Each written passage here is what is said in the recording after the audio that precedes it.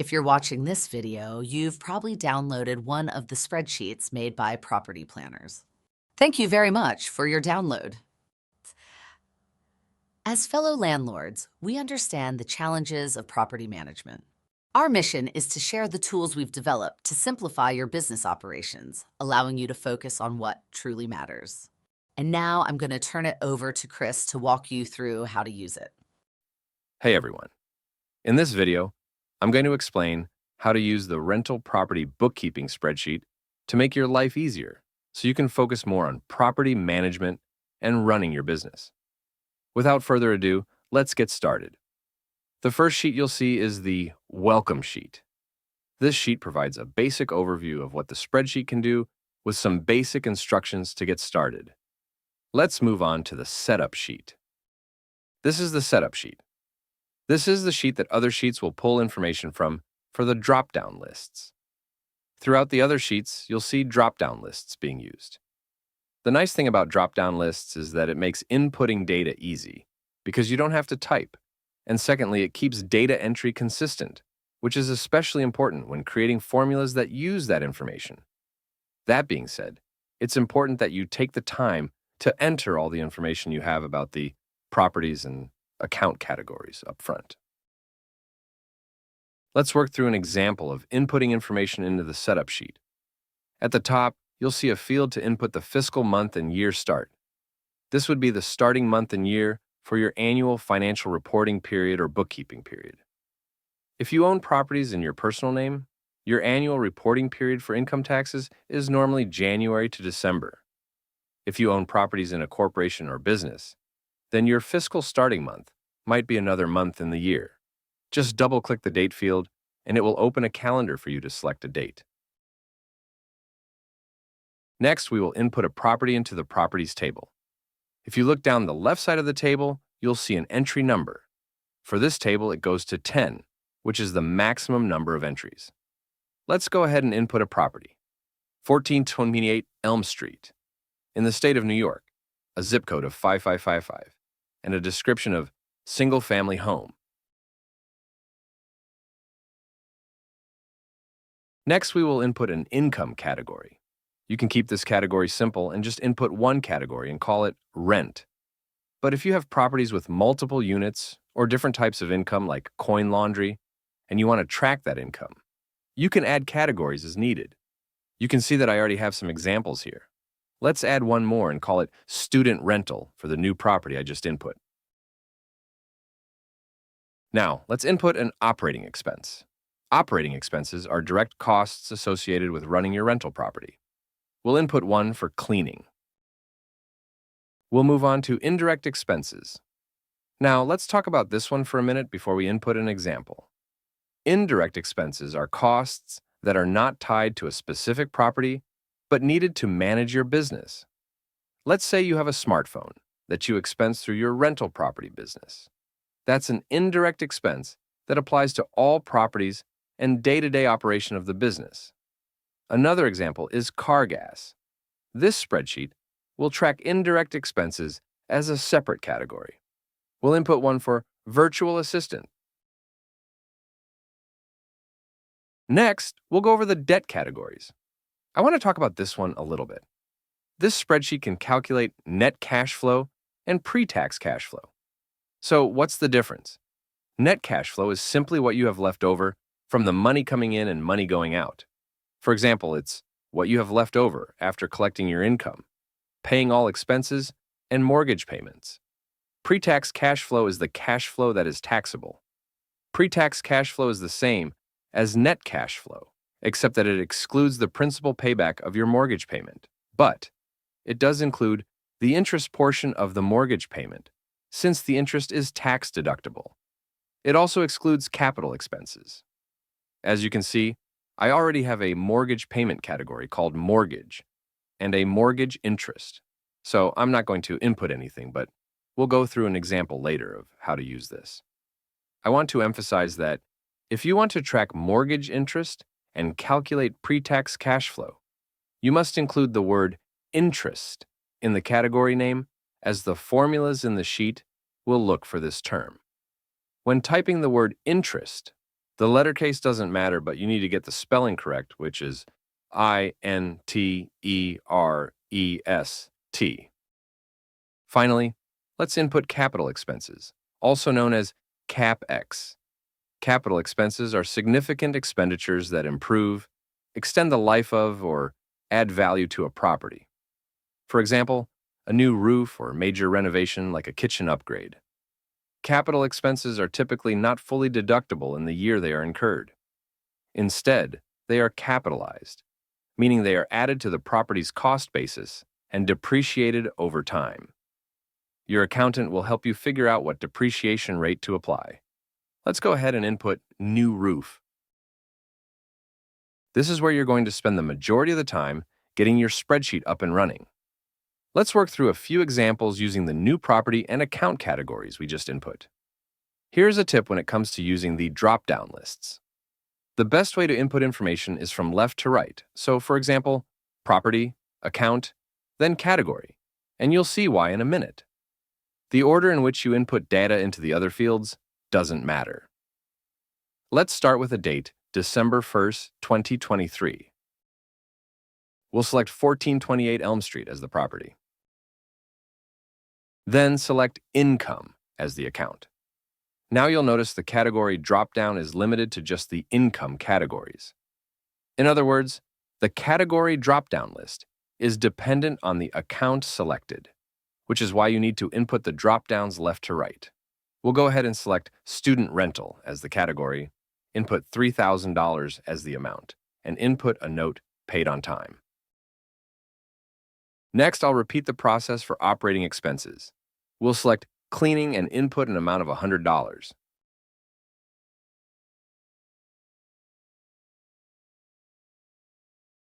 I'll repeat the process for debt, but I'm only going to input a mortgage payment and not mortgage interest for now, just to show you the difference.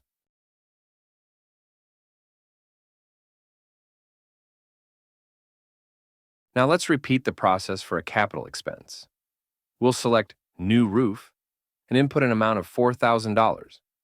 We'll also input a note for the in-service date and useful life. The in-service date is the date that you declare the upgrade to be in service, which is sometimes different from the transaction date, especially if you pay for upgrades in a few installments. The useful life is something that your accountant needs and can help you with. A new roof typically has a useful life of 27.5 years for accounting purposes, but be sure to check with your accountant. You don't have to input these notes, but it may come in handy later when working with your accountant. Finally, we'll input an indirect expense. When inputting an indirect expense, you have to select all properties, since indirect expenses are not tied to a specific property. The indirect expense category dropdown will only become available after you select all properties. If I go back and change the property to a specific address, then indirect expense won't be available as a dropdown, which is another reason you need to work left to right when selecting from the dropdown lists. So let's go ahead and select Virtual Assistant as the indirect expense with an amount of $100. The last thing I want to go over is filtered views. Filtered views allow you to view the data with a sort applied. There are 4 preset filtered views: capital expenses, by date, by property, and by account. To enable a view, go to Data, Change View, and select the view you want. Let's select by property. As you can see, all the transactions are sorted by property.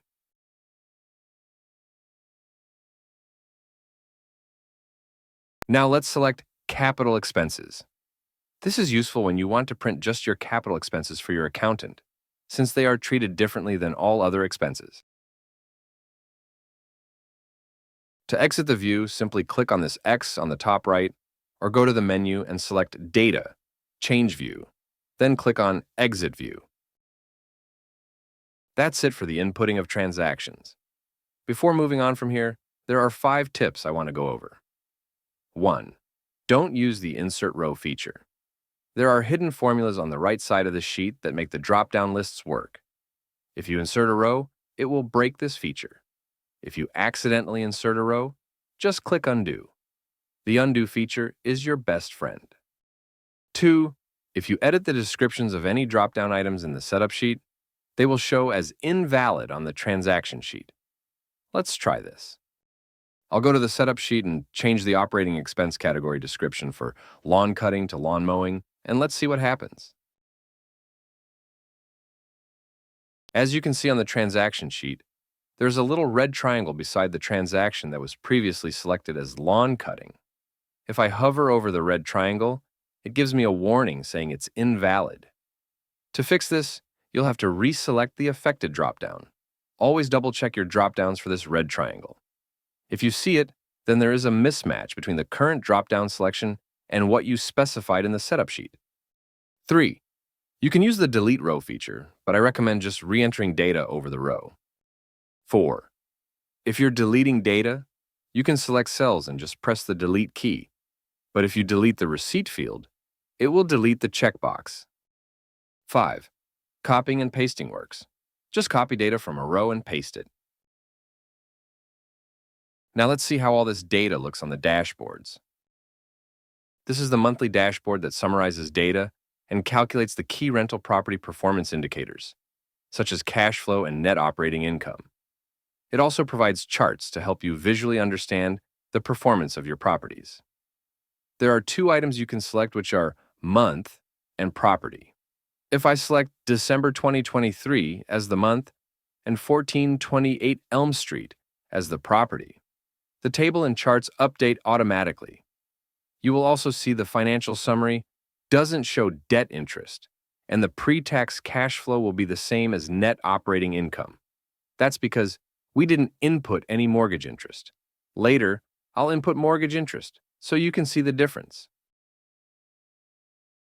If I change the property to all properties, then you'll see everything update again, but now you'll see the indirect expenses being shown in the financial summary, this table below, and in this chart.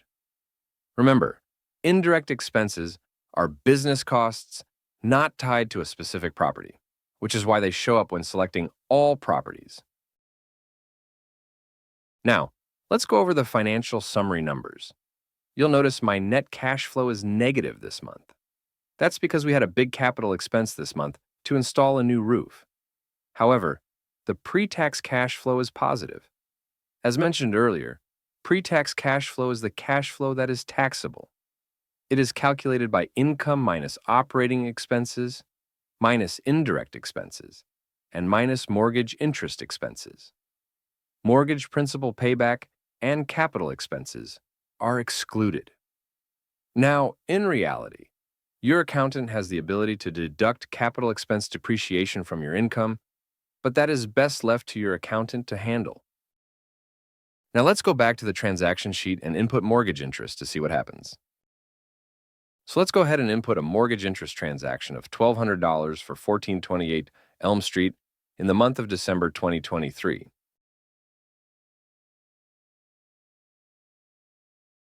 Now let's go back to the monthly dashboard. Now, if I select 1428 Elm Street as the property, you'll notice that the debt category now shows a mortgage interest entry, and the financial summary shows pre-tax cash flow. You'll also notice the chart now shows debt interest. The difference between this and this is the equity that you've built for the month.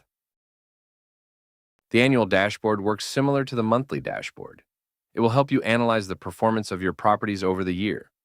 The graphs can help you easily identify trends in your accounts, net operating income, and cash flow. The only selection you need to make is the property. You can select a single property or all properties, and the data will automatically update, including the charts. Notice when selecting a single property, the indirect expenses will not show anything, and when you select all properties, it will show. You'll also notice this sheet has a Notes section. Feel free to input any notes here. Let's move on to the Analysis sheet. The Analysis sheet provides additional graphs to help you analyze your portfolio. The income charts will help you compare rental income for all your properties from an annual perspective and month over month. The expense pie chart will give a picture of what your biggest expenses are. The expense line chart is really useful to identify trends in property expenses, as well as compare properties against each other. There is no input required on this sheet. As you input more transactions, the graphs will automatically update. Let's go over the summary table, also known as a pivot table. Pivot tables are really powerful tools to help you dive deep into the data and summarize numbers. We've done all the work to set this up for you so you can dive into the data right away. Let's have a look at how this works. First off, you'll notice that there are plus and minus buttons in the property and account columns. This allows you to expand or collapse the groupings. For example, I can click the minus button on a property, and it will collapse all the accounts into a single line. Now, you'll notice a number here under January. This number is not actually meaningful when you collapse a property. Let's expand, and I'll show you why. If you look at the total, it's just the income, operating expenses, and capital expenses added together. Remember, pivot tables are powerful tools to sum categories of numbers. But if I expand the property, the account categories now show the totals for income, operating expenses, and capital expenses separately. These totals are the numbers you see in the monthly dashboard. I can further expand to show the categories. This is where the pivot table becomes really useful. You can do a deep dive into your income and expenses month over month, property by property. Now, if you're starting with a blank spreadsheet and start inputting data, this pivot table won't start updating automatically like the dashboards. I'll show you how to initially set it up, then from there it will automatically update. So I've opened a new spreadsheet with brand new data in the transaction sheet. Now let's go to the summary table sheet. As you can see, it's all blank, even though I have transaction entries. If you hover your mouse cursor over the table, you'll notice a green pencil icon show up in the bottom left corner. Click on this. You'll see the pivot table editor open on the right. Scroll down to the filter section and click on the property filter status. At the bottom, under filter by values, click to put a check mark on all the properties in your list, but exclude blanks and all properties. Once you've done that, the table will automatically update as you input transactions. Also, one other thing to note, if you change the description for any of the drop-down list items, you'll first have to update the transaction sheet for it to show up here. And that's it, everyone. If you have any questions on how to use the spreadsheet, please send us an email. Also, we want to hear your feedback. If you have any suggestions for improvement or something isn't working, we want to hear about it. Our email address is in the PDF download that you received when you purchased this spreadsheet. Make sure to check our Etsy store on a regular basis as we add more spreadsheets that will simplify your life. Till next time.